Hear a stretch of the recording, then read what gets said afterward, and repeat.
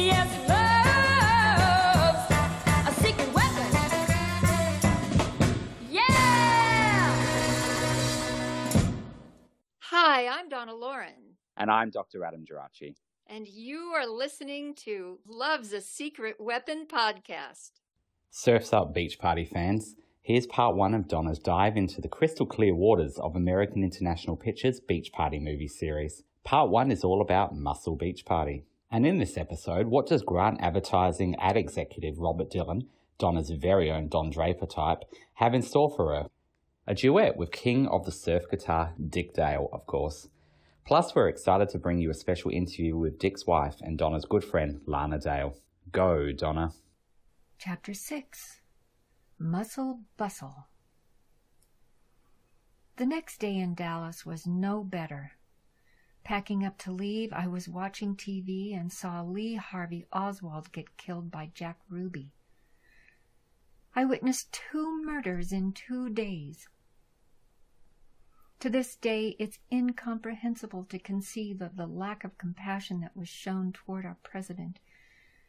To give everyone who was present at the time the benefit of the doubt that somehow their feelings about President Kennedy were withheld to stay focused on what the agenda was, is where I'd like to leave it. In reality, for me, it is an incident that will remain suspended in time, and my heart will always ache. When JFK took office, I was only 13 years old. His leadership pertaining to physical fitness while I was still in school impacted me and my classmates. We looked up to him for caring enough about his country's people to set forth a mandate for us to improve our health through exercise. For all of JFK's imperfections, I think his innovative spirit has lived on. The previous president, Ike, as he was known, represented bomb drills at school that would cause a panic to rush under a table for safety. What a dichotomy! The only thing about President Eisenhower that I could relate to at the time was his general's military jacket, which became all the rage in a tartan plaid. I had one. Now I realize he was warning citizens of the military-industrial complex agenda. He even coined atoms for peace to transform the perception of atomic energy, making it more about a source of energy. My son Joey was a member of a supergroup including Tom York and Nigel Godrich from Radiohead and Flea from Red Hot Chili Peppers, calling themselves Atoms for Peace. The friendly pepper-upper kept me so busy. My mother would have to meet my dad and I at the airport to exchange suitcases. We'd give her the dirty clothes and she would give us the clean ones, and then back on the plane to the next destination where I would cut ribbons, kiss babies, shake hands, and perform in so many counties all over the Midwest and South. What a surprise for me when the genie was let out of the bottle, the genie being Mr. Dillon. He had a master plan up his sleeve. When he conceptualized a new advertising campaign for Dr. Pepper, neither my family nor I realized how elaborate it would be. On December 4th, I was asked to go for a meeting at American International Pictures to meet Samuel Arkoff, his partner James Nicholson, and the Grand Wizard Mr. Dillon. As part of the plan to infiltrate the teen market on behalf of Dr. Pepper, now I was to be placed in a movie holding a Dr. Pepper bottle, my introduction to product placement. Man, this guy had it covered. I arrived at the offices of American International at 7165 Sunset Boulevard near the legendary Hollywood High School where one of my peers, Cher, graduated. I was introduced to Al Sims, the musical director of the upcoming film Muscle Beach Party. The film was a sequel to the wildly popular Beach Party starring Frankie Avalon and Annette Funicello. Mr. Dillon and the producers had played my Dr. Pepper radio commercials for Mr. Sims to integrate my singing into the film. He chose a song that Dick Dale was singing solo, written by Brian Wilson, Gary Usher, and Roger Christian, called Muscle Bustle. Brian had already gone into the studio and laid down the tracks, put down his own voice for background vocals. An enthusiastic Mr. Sims explained, "I want you to sing a duet with Dick. Do you think you can handle that, Donna?" My standard reply was, "Sure."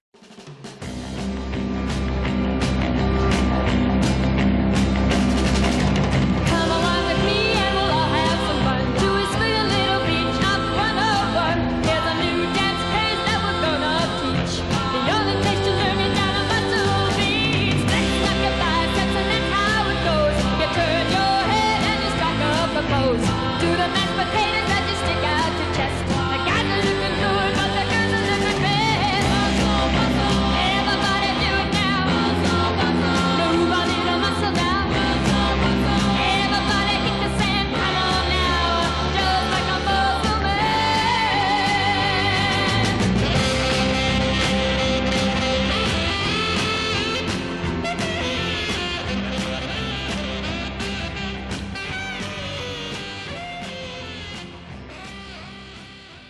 I had no trepidations about singing with the king of the surf guitar until I met him for rehearsal at his home.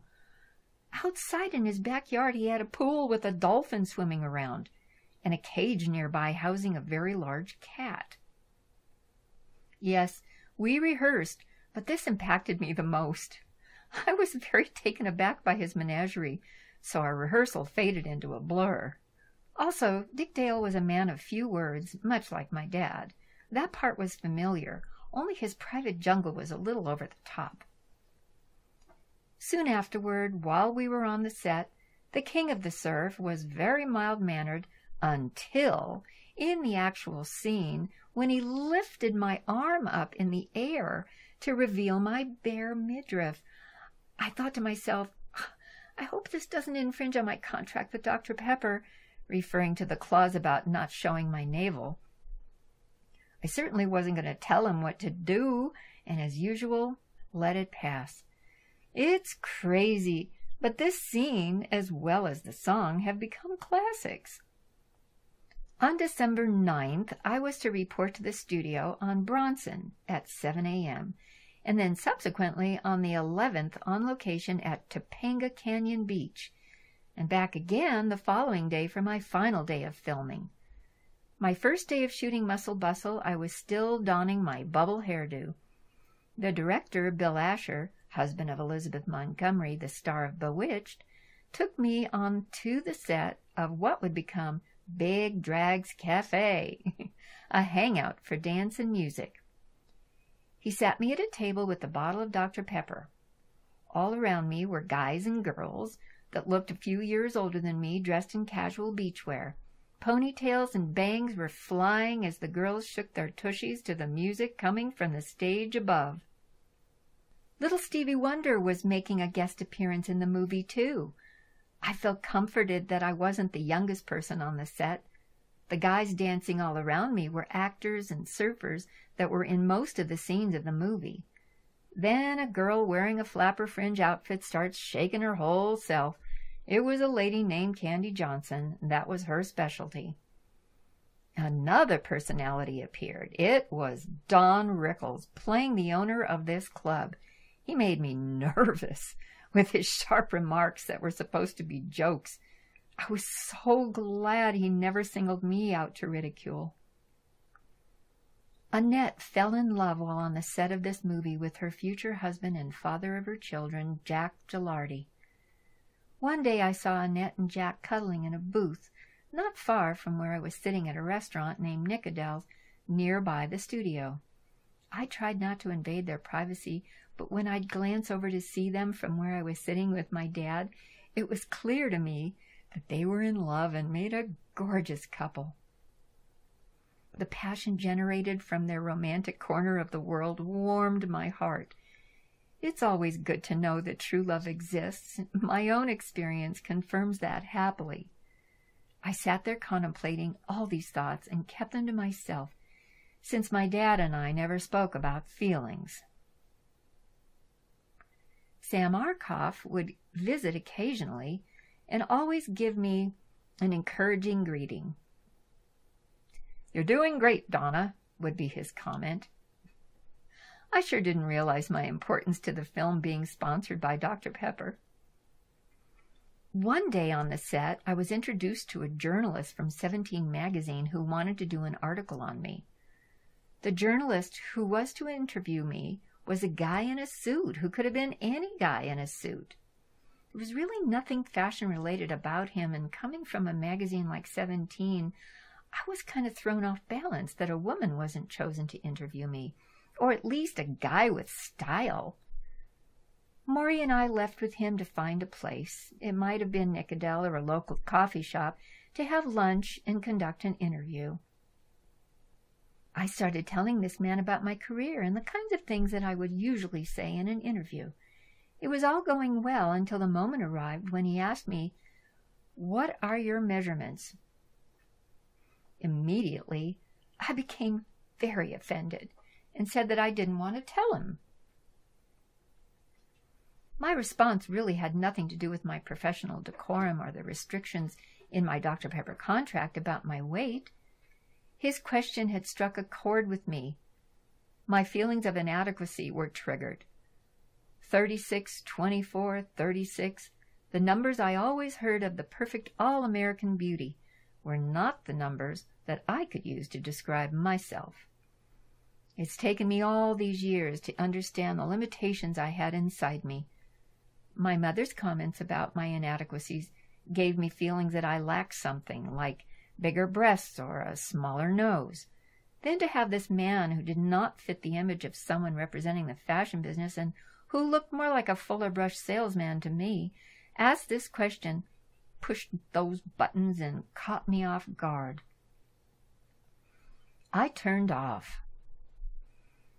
The journalist put his pencil down, closed his notebook, and said, "I guess we're not doing this." Although Maury was at the table with us, he didn't think to speak up. I felt abandoned.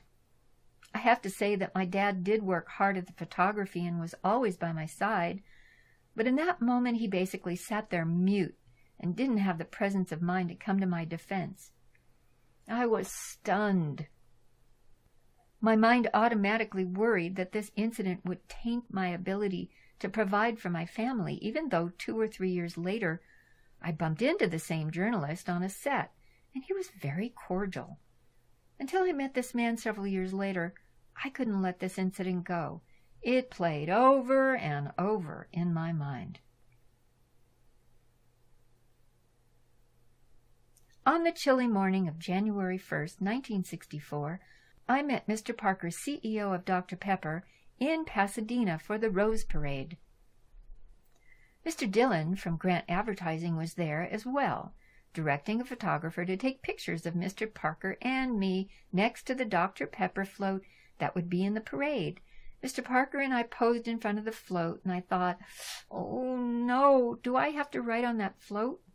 Part of my nature is shy, and like a scared little girl wrapped tight in a young woman's bravado. Well, thankfully, I was only a spectator and was invited to stay for the day.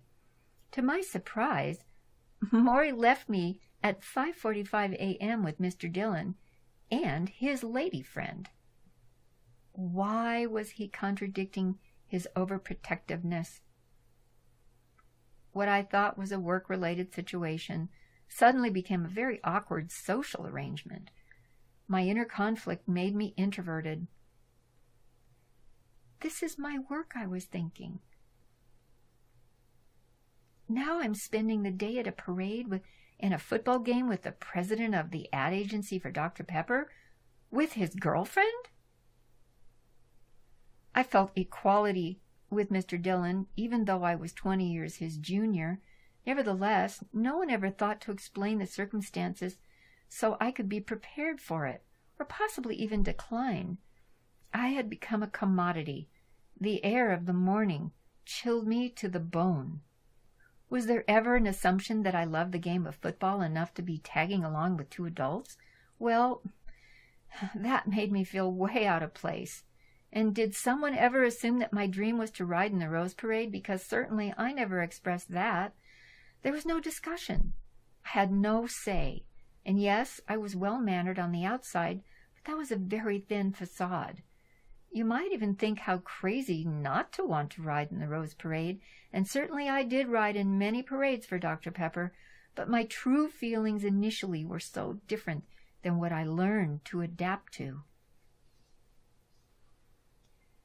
There was never really any downtime in between commitments due to the tension I felt from my parents to always be ready for an audition or an interview. A definite reversal of role had taken place. Outwardly, it appeared as though I had adult supervision, but emotionally, they were dependent on me. I really could never relax and let my nerves calm down. Early in February, I auditioned for the television series Mr. Novak, starring James Franciscus, and was hired on the spot. I reported 2 days later at 10:30 in the morning for a one-day shoot. I would only have 1 or 2 lines, but it would be the first time that I had any dialogue in front of a camera in a dramatic setting. In my scene, I had to walk down a school hallway. There was a long distance between me and the camera, maybe 80 feet. Take 1, and the camera started rolling. I just froze. I couldn't say a thing, and I couldn't move. The lights were shining, and I thought, uh-oh. Cut. The camera stopped rolling. Time is money, and so only a couple of minutes later, we were ready for Take 2. My fear disappeared, and this time it went smoothly. Maybe because it was the school setting, but what I learned is there is truth in having stage fright. It can happen to anyone, and actually in any circumstance, not necessarily in front of a camera. Following my diary, on my 17th birthday, I did a show for Dick Dale at the Aragon Ballroom. That was in Venice, California. Glenn Campbell was also playing that night. And the CEO of Capitol Records, Voyle Gilmore, was in the audience, and he saw us perform. Mr. Gilmore signed me as well as Glenn. Now, both of us were Capitol artists. But we both started on Crest. Mr. Gilmore assigned me to Dave Axelrod as producer. As Muscle Beach Party was released into theaters, the impact that it had on audiences all over America was outstanding. My initial feeling about doing my part in the movie was a little embarrassing. The zany antics, pie-throwing, butt-shaking silliness were not exactly the image I felt comfortable in. But when I attended my first premiere in Middle America, I realized how seeing the ocean impacted young audiences. If you're living in flatlands with no water all around you, seeing the ocean is breathtaking. The notion of kids dancing on the beach and surfing the waves was beyond a teenager's capacity in, say, Nebraska or Iowa. Most of my age group in that region never saw the ocean, smelled salt water, felt the force of a wave crash against your body, and the cold temperature of the sea raising goosebumps on your flesh. The ocean has a life force that can be overwhelming as well as inspiring. After all, our tears are the same composition as the ocean, and for that matter, over 80% of our body is saline. No wonder one would have an emotional bond on an unconscious level. For a teenager to sit in a dark theater and be in those waves touches every emotion available to a human being. The constant motion of the water is a symphony itself. This registered with the youth of America. Dr. Pepper and Robert Dillon of Grant Advertising had made a wise and very lucrative choice. Let's return to something that's become more and more apparent over the last few chapters, Donna, and that's the idea that you were put into situations with adults while you were a 16-year-old girl and sometimes even younger and had to fend for yourself. In a previous episode, we spoke about the Bill Balance situation, the number one DJ at KFWB, who, as part of, your promotion sort of duties, you went out on, almost a double date with this man and his son. And, Bill Balance was someone that was probably in his 40s at that point. His son was around your age, but you kind of had to go and do that and sort of had a terrible experience as a result. And then now in the reading that we had today, you talk about going to the Rose Bowl with Mr. Dylan and his date.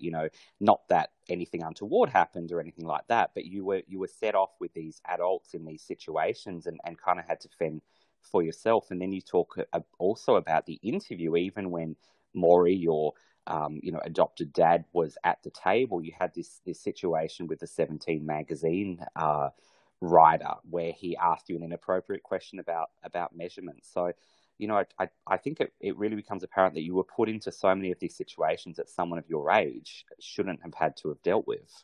Yeah. Yeah, Adam. Well, I guess a lot of us at a very young age, when you really look at it, and look at your life, you may have been in a situation where you end up parenting your parents, and at the time you might feel overburdened or question why aren't they taking care of me more, but I think it might be more common than we would normally think, because mothers and fathers don't necessarily have to be mature adults. And they have issues too. So the way that I came into the world at a very early age, I realized that, I had to take that kind of parenting reversal role with my parents. And maybe when it got to the point of outside of my very intimate circle, with an executive, like Dylan, who ran the advertising company, and just kind of being abandoned by my dad, just dropped off and not being told the circumstances. I was given kind of that voyeurism into how inconsiderate people can be. That they're very much concerned about their own interests. And certainly there's an epidemic of that now, that with adults that just seem to only really think about themselves, and they're not thinking about, how children are affected. And, I have to admit that because I lived that way, I was a kind of a victim of circumstance, just of my environment, because, I'm sure that I'm positive that I brought that into my child rearing with my own children, because even if I had a certain awareness, of that, still, how do you say that, Adam, when you're repeating the patterns? Yeah. And that's the thing, isn't it? I know we've spoken about this before, that idea that the way that you're raised and the way that you have relations with your parents, that I think, you can definitely break that cycle, but because it's so often so ingrained and just so unconscious, until we can really notice that for what it is, often we do tend to repeat those patterns unconsciously, whether it's with, I guess, subsequently with children, whether it's with intimate relationships, as you become an adult, and so on, until you sort of have that awareness. I remember you sort of talking about a song that you had written called Children Raising Children. We've spoken about that before, and I know we'll probably bring that up in a subsequent episode. But, I think that's so true, that often, as we've had conversations about before, this idea that, parents come in ill-equipped for parenthood, but, they do, I guess, what they can, whether we call it the best they can or not. And often that's something that we then have to untangle, in the future. Yeah. One time I was in therapy in Los Angeles, And what is it called? Gestalt? Yeah. You know, she asked me, her name was Beverly Dennis. She was such a wonderful psychologist. And she had me sit in 3 different chairs. And she said, okay, this is your chair. This is who you are now. This is your mother's chair. This is your grandmother's chair. And, you know, and when you sit in each chair, I want you to go to how that person behaved that you are aware of, you know, and see how it feels. And I'm going to give you a circumstance, you know, a situation that you can have a point of view about as each person. And that's when I realized, you know, that my mother, I think her growth was stunted maybe around when she was 12 years old, because her emotions were like pubescent. She didn't, I mean, she was very reactive and like a preteen, like a, you know, a 12-year-old kid that's just not quite filled with rebellion, but you know, they're very volatile. And then I went to my grandmother, and I realized I remember the stories that I heard of when she was 11 years old. She told me that she had to escape from Russia, and she was one of many, many children, and she had a twin brother, and they were separated, and she ended up running through, you know, like, it sounded to me like where military was, like ditches where military was, and barefoot and with just a dress on, and she was just escaping for her life at 11 years old. And then she ends up, you know, coming to America and marrying and having children, and you know, and it's like, what background do you have? You know, what are your resources to raise other children with? You know, you're basically in survival. And absolutely. And so that was very meaningful to me. And that's when I that song, it's actually Children Having Children, because the idea was, you know, children having children for centuries, you know. And it goes on. Yes. Yeah. And until, you know, I have to say that no one's perfect, but you know, I'm very proud of my kids who seem to have evolved from where their childhood experiences were with me and maybe their dad, and raising their children. Of course, like I say, nothing, life is not perfect, but the relationship seems to be more balanced into parent-child. It doesn't seem like any one of my kids raised their children in that imbalance. You know, the kid knows who the parent is, and the parent knows who the kid is. And absolutely. And it's you know, it's, again, it goes back to that safety factor, you know, because even if you're stern with the kid, if you're lovingly stern, you know, I have this other little story that Jared, you know, my present husband, who we've been in relationship for 25 years and have known each other forever. And he was my prom date. So we've known each other since we were teenagers. Right. And when his father passed away in like 1999, he was 89 years old, and his mom was 88. She came to live with us when we were in Hawaii, and I got to know her because she lived for 7 more years. She passed away when she was 95, and she would tell me the story about her father. In England, she was born in London, and she said her father, and she was one of 5 children, and she was the youngest.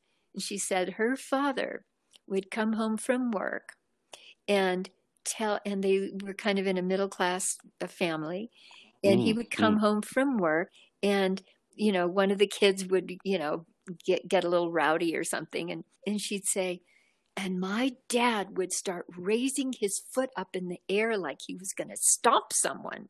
And oh my goodness. Yeah, and he got our attention. You know, all 5 of us would look at our father like, oh. And then as soon as he knew he got our attention, he would lower his foot slowly to the ground and gently place his foot so that they knew that he was giving them a safe place, but also who was, in charge and, who made them feel safe. And maybe I'm not saying that quite correctly, but... Oh, no, I think you're definitely on that, because there's certainly that idea. And I just like that these kids just watching this foot slowly descend to the ground. But you're so right that, there's often in the psychology literature this idea of different types of parenting styles. And, it kind of differs in terms of how many we say there are. But generally there's kind of these ideas of these, at least these 4 styles. And one's that authoritative sort of style where, it's clear who the parent is and who the child is, but it's not this over disciplinarian. It's setting, effective boundaries and good boundaries and allowing the child to explore their environment, but to have that safety net and to feel safe, but also to feel that they can explore, they can, have their own autonomy, but also they know who the parent is and what the boundaries are. Whereas a lot of those other styles, I guess we're talking about, can be that authoritarian, where it's really about that overly harsh disciplinarian role, but not with the sort of warmth and loving approach to it. Yeah, more ego driven. Yeah. And so it's about control. And I think getting back to your question, in these various circumstances with the #1 DJ in Los Angeles, this guy, Bill Balance, who is a heck of a nice guy. And, professionally, but on a social basis, again, I was abandoned by my parents. They just put me in a situation, dropped me off, and I had to sink or swim. And with Dylan as well at the Rose Bowl. And then with this journalist who was, I felt, very invasive when he asked me an unnecessary question, and I decided not to answer it. And then he, his controlling nature, I didn't know him at the time. But again, his ego said, okay, well, if you're not going to cooperate with me, we're done.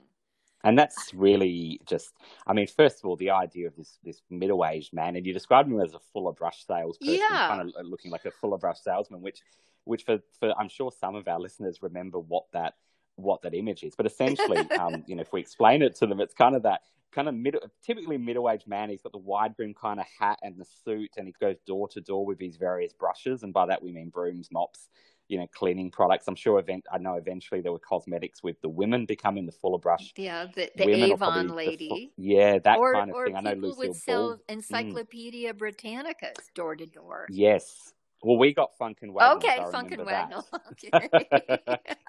But, which I think was a laughing thing that they sort of talk about. I learned it in my Funk and Wagnalls. But, I'm sure they were the Fuller Brush girls, though, back then. It had to be. I know Lucille Ball was in a movie called The Fuller Brush, girl. But, this middle-aged, man asking this teenage girl, what are your measurements? That's just, an inappropriate question. Maybe it could have been something to do with maybe they needed that for some reason, but to approach it in that way and in that situation, it's just not appropriate. But again, as you said, Maury's sitting at the table, and rather than intervening and saying, hey, that's not where we're going, as your dad or your manager, because that's what he was, you were led to sort of fend for yourself. And again, as you said, not have that teenage girl reaction of being able to experience what you were feeling in that moment. Yeah, in behalf of kind of describing Maury's background, much later in life, I discovered that he was sent to an orphanage when he was 4.5 years old, and lived there for almost 5 years with his brother, his older brother, who was 7 at the time. So they had that abandoned experience, and that was due to illness. That was due to their mother having tuberculosis. Yeah, and they eventually did go back, but they were in that after 5 years. They were in there for a long time. And during that time, their father, who was working, couldn't visit that often, or chose not to visit that often. Who knows? But so. That's the underlying stigma that an experience like that leaves with you, and then you maybe inadvertently pass it on because I was abandoned so much, and sure. so I would say that, in understanding his behavior, but it didn't come until I was much, much older for him to actually admit, what was going on. And he never talked about it.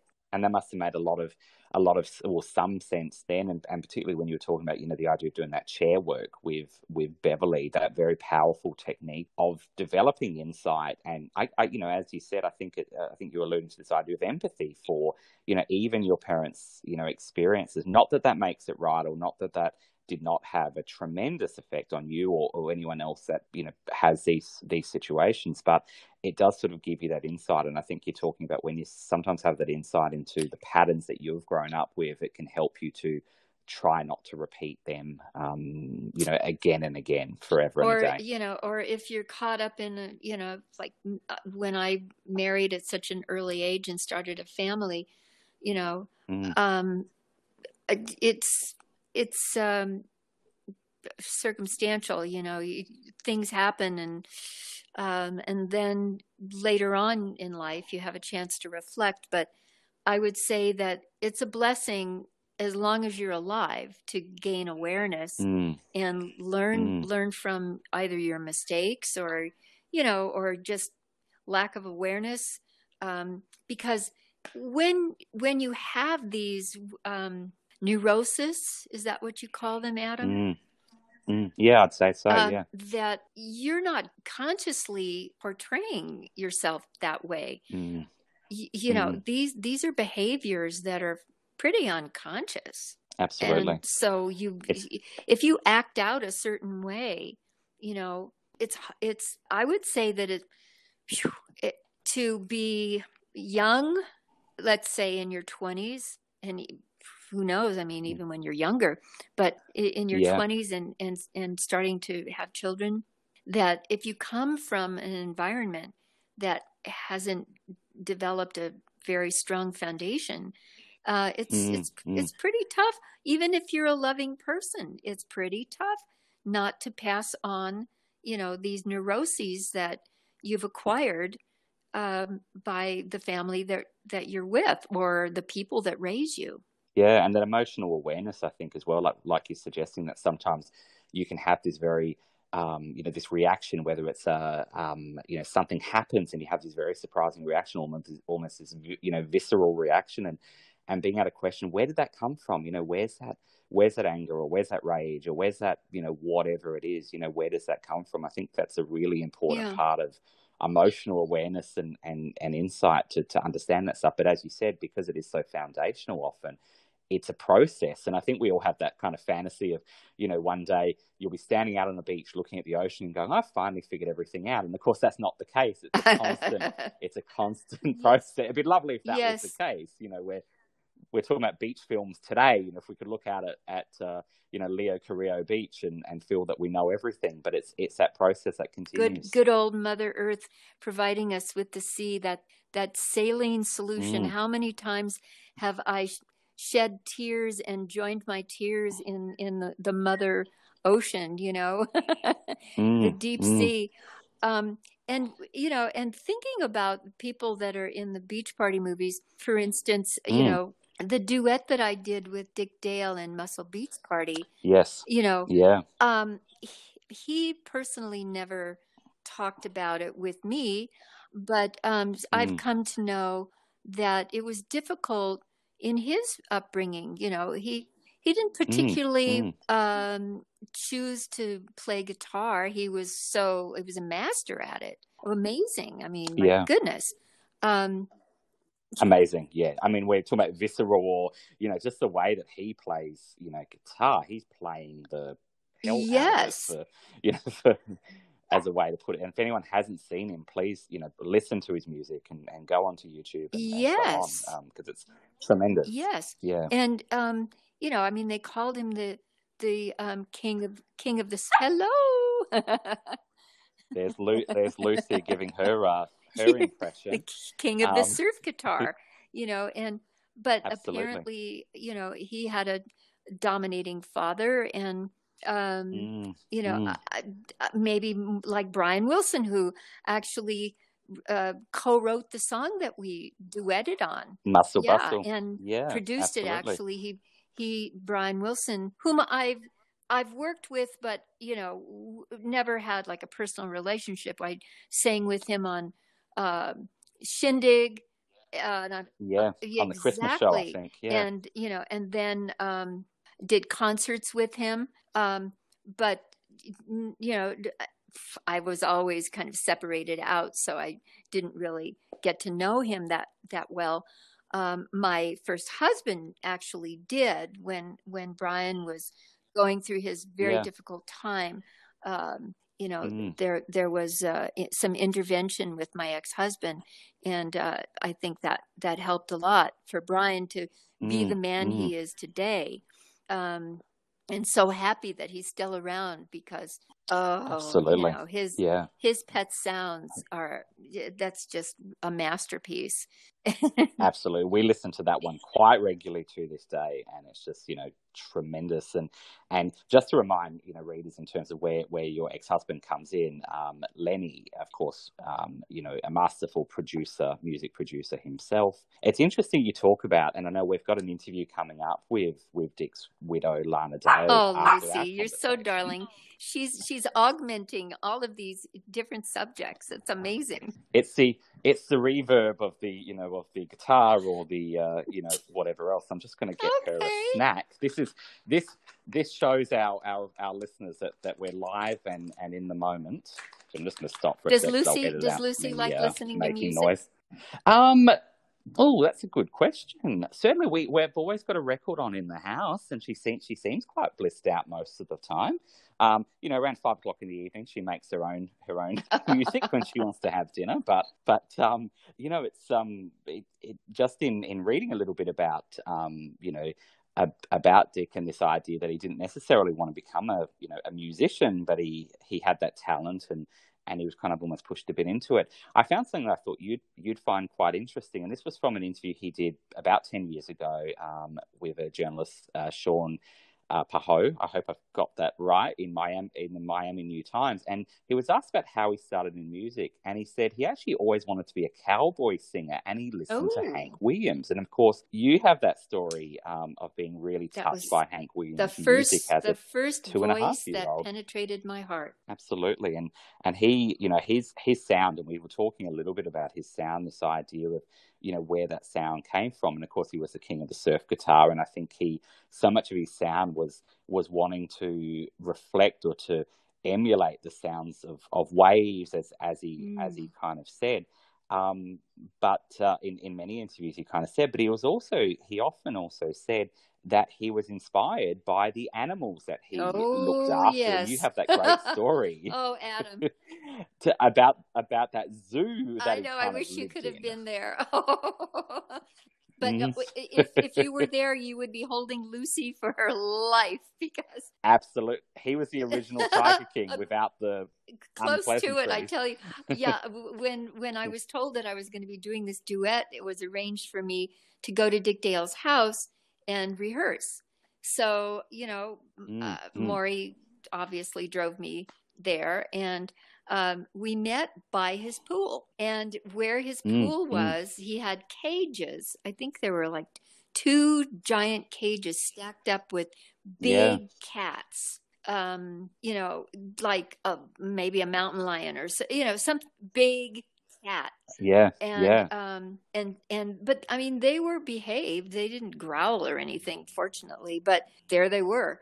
And then in his pool, he had a dolphin. Isn't that just, that's just amazing. And so the rehearsal for me was kind of oblivious, because I couldn't take my eyes off of his animals. It was just like, so when it came time to record it and then perform it, that was very spontaneous and improvised. In that same interview that I referred to, he actually said that at one point, he was, when surfing kind of in his early life became his life, he was really into surfing. But he said at the same time is that he was raising over 40 different species of animals, and he included lions, tigers, elephants, leopards, hawks, eagles, everything. And the reason he said, and this is a quote from him, goes, "You name it, and I've raised them to preserve their breeds before the poachers killed them all into extinction." Yeah, I had all these animals. I lived with them, slept with them, ate with them, and I would add rehearsed music with them. So yeah, that's just just an amazing image to sort of think of what his home would have looked like. His guitar playing was so filled with passion. I actually sang Muscle Beach Party in Malibu when he was performing, and with the band just before he went on. And that's actually when I met Lana, and who became a good friend. And the people there, the young people in Malibu, surf people that are so faithful to that sport. It's like a religion.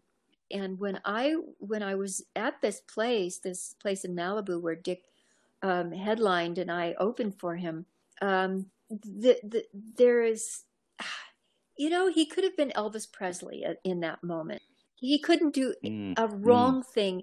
And all the while he was performing, and these young people who you would think that he would attract people more in the boomer generation. Yeah, the kind of ones that had listened to him in that early 60s, but time up until then.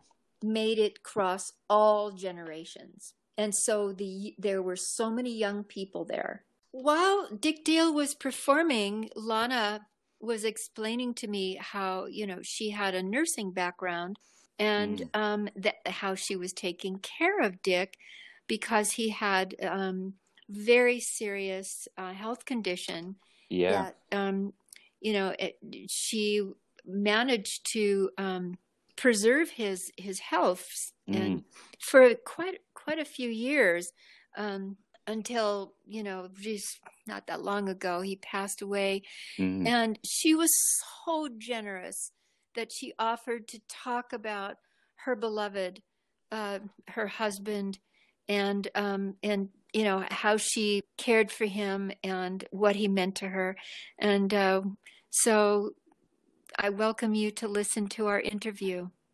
Yeah, and I think, and it's a really, emotional interview from Lana. But I think, given that you two have known each other, for a relatively brief time, I think you've kind of got that, an emotional connection there, with her. And certainly she comes across as a very caring, compassionate person.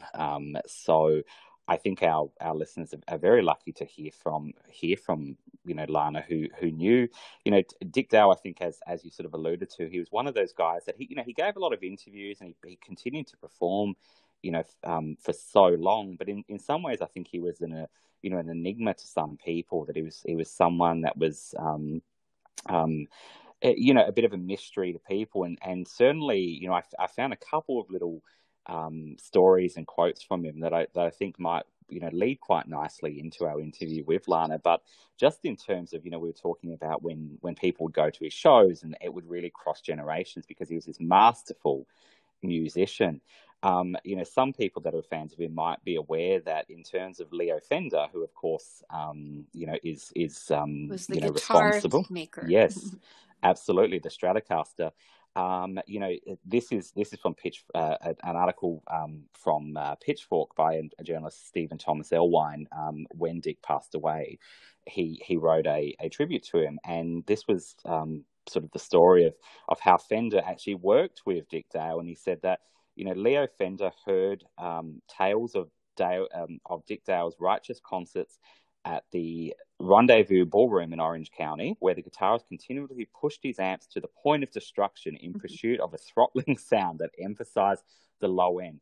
Soon enough, Fender was working with the guitarist to develop one of the first stacked guitar amps where the amplifier box rested upon the speaker cabinet. Leo named the showman in tribute to Dick's skills as a performer. So Fender was actually working with Dick Dale based on his just, out of this world guitar playing to develop amps, as well as as Dick Dale told it in other interviews, to try out a lot of Fender's guitars to push them to their ultimate limits. So again, I really do encourage our listeners to seek out, Dick's work. They're probably aware of Misalou from, that had a new life through Pulp Fiction. But, I found a cool quote from Dick Dale that I think might be good to sort of wrap up with. And I think you'd relate to this as a musician, but he said, music is just an expression of feeling that comes out of your body. And that's basically it. Ditto. I would add one more thing. It comes out of your body. It also comes from your soul.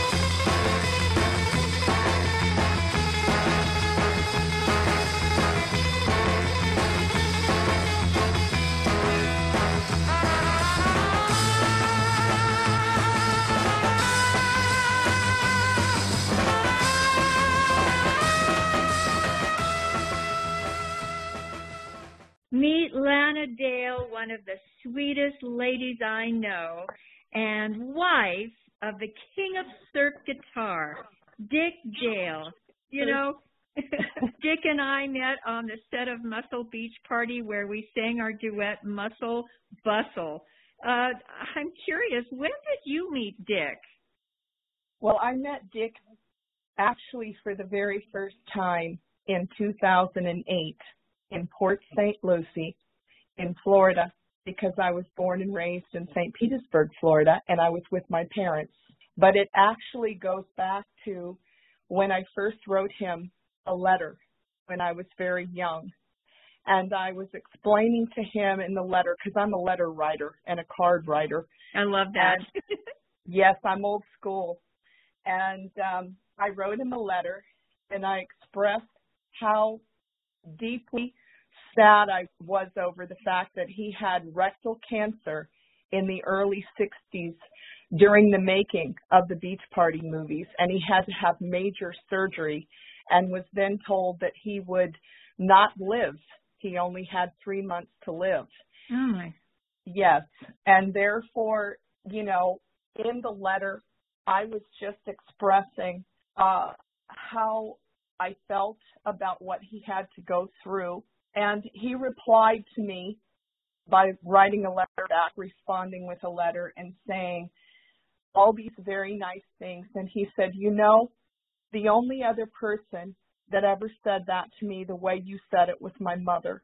Oh, my goodness. And he said, you remind me of my mother. And how many times have you heard that from them? But anyway, he responded to me saying, my mother was born in July. And I said, isn't that funny? I was born July 15th. Amazing. And he said, that explains it. And from there, it just became a love story. And then of course, we won't discuss the last two marriages because one was a business arrangement and I don't want to discuss the other one for various reasons. But my husband had lost everything in his life 4 times. And, I'm a very compassionate person. I come from complete poverty. My mother was an angel and a great artist. And I still promote her work to this day. She passed 1 month after my husband last year. My husband passed March 16th, 2019, Saturday at 10 p.m. at night at Loma Linda Hospital. And my mother passed in St. Petersburg, Florida on April 26, 2019, just 1 month later. And it just devastated me. She passed from breast cancer. Yeah, and she had multiple sclerosis like I do. So I I've been through a great deal in the last year and a half. Still very, very devastated. Miss both of them beyond words. Was very close to both people. Never left my mother's side growing up. Never left my husband's side once we came together. So, you know, it's a love story, Donna. And my husband used to talk about it from the stage. And well, you must have been an incredible inspiration for him. Well, you know, I worshiped him and always will. I look up to him. He taught me a great deal.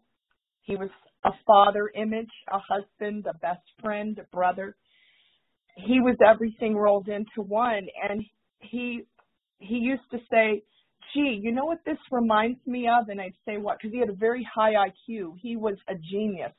And I don't think people realize how incredibly brilliant, talented, and what a great person he was. He blew my mind from his very first letter on. And it really was, I always tell people, love at first letter. I mean, it was. Beautiful. It is. Well, it is. Well, I remember when we met in Malibu, and Dick was, well, that was a few years ago, but I know that you told me, you know, his health was deteriorating. And yet, when he performed in front of however many of those fans of his in Malibu, his energy was electric, and he didn't miss a beat. So I want to ask you a question. With your healthcare background, how did you care for your husband all those years before his passing? Well, it was very easy because for me, when I was a little girl, I loved older people. And I used to help them, take care of them, do whatever I could. If they asked me to take out the garbage or sweep the floor or, sit and listen to stories of the past, I was ready, willing, and able. And I was a sickly child. I was an only child, unspoiled, because my mother, she used to say, don't give all your toys away, please, because I used to give everybody everything I had, Donna. I'm serious. I mean, yes, I was pretty bad. I was pretty bad. So my mom used to say, oh, my gosh. She said, Lana, I'm raising a kid that just, and I used to tell her, Mommy, I think I'm going to be a nun. I think when I grow up, I may be a nun. And I've never been married in my life. And my husband was my first marriage, my love of my entire life. He said the same of me. But taking care of him, it was easy because the minute that I stepped on California soil, first of all, I was in love with California and the beauty of it, and deeply in love with my husband by that time. And I just couldn't wait to get to him. So he asked, I'm serious. I could not wait to come to him. And he asked my parents over the phone because he used to call them twice a day, every day. Not to mention he was on with me, at least 12 to, and I'm not kidding, 12 to 15 hours a day, 7 days a week. And I had to put the phone on my hip so that I could carry him around while he was talking to me. That's incredible. We were destined to be together. We were one person. Mm-hmm. I always tell the Dick Dale music lovers we're one person, one soul. And, my husband never wanted to go into the business. Mm-hmm. So his father was his manager. That's another story. That'll be in his bio one day. And I am going to write a book about our love story one day as well, Donna. I want you to know that. And getting back to the medical part of it, well, I had a lot of experience. I worked at the St. Petersburg Surgery Center, the Bayfront Center, the VA hospital, and by the time I got to my husband, he said to me, Lana, I really feel bad because I've had the surgeries. I've had 2 surgeries. And one of them was he had to have his stomach cut open from his heart down to the groin. And I mean, he just was cut zigzag. And that's another story. They had to go into his stomach because there were issues when they were doing the surgery. His organs were like concrete from the radiation and the chemo, and they had to chip away at his organs in order to complete the stoma bag surgery. But you told me that you applied oxygen therapy. Yeah, I used different things. First of all, when I came to him, he was on yerba mate tea around the clock. He believed in that solely. And he also liked strawberry spirochene. He used to get the big canisters, 2.4 ounces. And when I came along, I had found out from some Lebanese people in St. Petersburg, Florida, about hydrogen peroxide 35%. And it's pure oxygen. And cancer does not like oxygen. I do know that. Yeah, and a lot of people don't know. And, you know, Donna, my husband was willing to try various homeopathic things because he wanted to be cured. He wanted to stay alive. And he said, you know, I wanted to die before I met you. I really, and I hate to say that in front of, you know, the viewers and everything, but he said, I was very sad and I was, you know, holding on to life because I had lost my mom and my dad. And he was going through some other things, which I won't get into. My husband had never took a drink of alcohol in his life. He had smoked cigarettes as a teenager, and he never did one drug in his life. And I swear that on my mother's grave. He was very against drugs, very against alcohol. And yet he had to perform in venues, you know. He would stand up on stage and he would say, you know, do yourselves a favor. Don't drink alcohol. It's not good for your body. That's true. Your body follows your mind. And here's my wife over here. My wife over here, Lana Dale, she doesn't drink. She doesn't do drugs. She doesn't smoke cigarettes. And she hasn't ever done it in her life. And he said, stay away from drugs. They'll kill you. And then he would bring up Jimi Hendrix, whom he taught the slide on the guitar to. Oh, he did? Yes, back when he worked with Little Richard in a beer bar, and that was in the late 50s. Yeah, there's a lot of history, Donna. I mean, we could be here all day with the history. Well, we'll reconvene, I promise, in the future. Okay, and you know, as far as the medical goes, we would discuss medical issues, how we could try to battle these issues naturally, because Dick was a person that liked natural homeopathic, you know, remedies. Yeah, remedies, medicinal remedies. He didn't care for the pills. Synthetic Yes, he didn't care for the pills the doctors gave you. So he was all about healing naturally, is what I'm trying to say. Yes. And I want to follow up on that particular concept because before I called you today and we started this interview, I was literally seeing a healing on this planet. And I was going to call on you to enter this prayer with me to crusade for healing of this planet. Amen.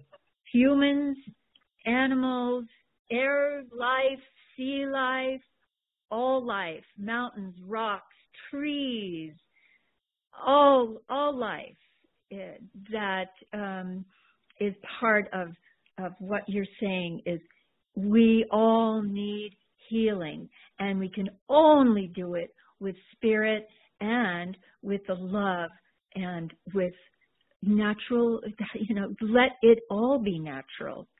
I agree with you, Donna, 100%. We're on the same wavelength there, So, Lana, darling, what are you doing now to preserve Dick's legacy? Well, it will be some time before I can begin a book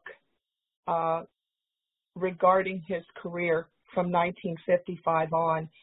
But in the meantime, I've been battling missing him and my mother as well. I've been on Facebook answering, thousands of messengers that I get from the Dick Dale music lovers, as well as, I reply to their responses on there. I've got a few people who tell me, oh, Facebook, it's not a good idea, but I love Facebook because I can convey his history. I can reach out to these people and, give them accurate and precise history regarding his career, whereas the web is full of misconceptions and it's not at all accurate. There's a lot missing on Wikipedia and on the web in general. I spent most of the time when I would book events with my husband, I spent most of the time correcting their PR before they put it out there. And I know you understand that. There was a lot of, like I said, it wasn't accurate. And I was getting very disturbed by that, because I want to say that you have to get that information out there so that children, when they're growing up, they realize the accomplishments of Dick Dale, a.k.a. Richard A. Mansour, who he was, how he thought, the movies that he made. He made 6 films.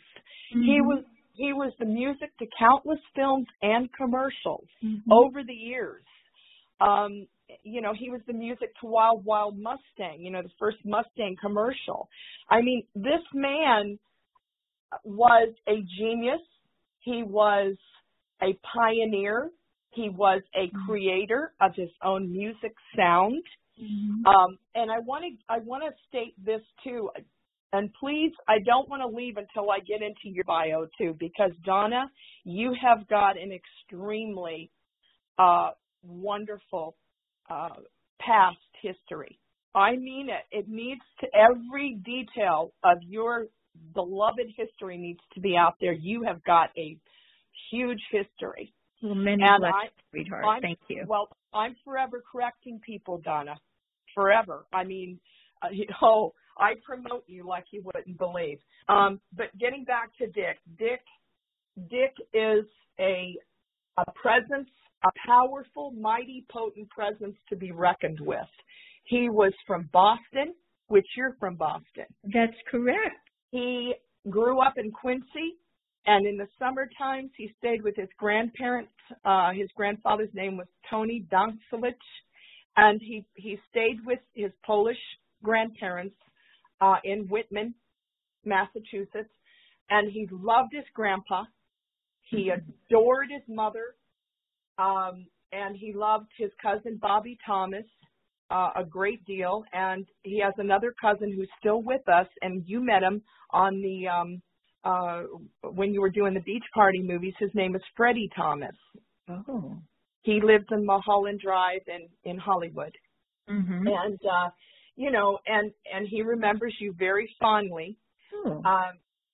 Freddie was he was basically an extra, but he was an important extra, and I tell him that all the time, and he says, "Well, I'm glad you appreciate me, And poor Sure. Freddie, yeah. Well, I know that Dick's music, is an infinite treasure and a source of healing. Part of his legacy is just hearing his music, which we heard at the beginning of this interview. and the vibration and frequency of his playing and of the love that is behind all of that. So it's like all great accomplishments on this planet, whether it's documented or not. It exists in the ethers, and there are so many young people on skateboards listening to Miserlou. There are so many surfers that are out in the ocean that are thinking of Miserlou. They're riding the wave with your husband's guitar music, and that's an infinite accomplishment.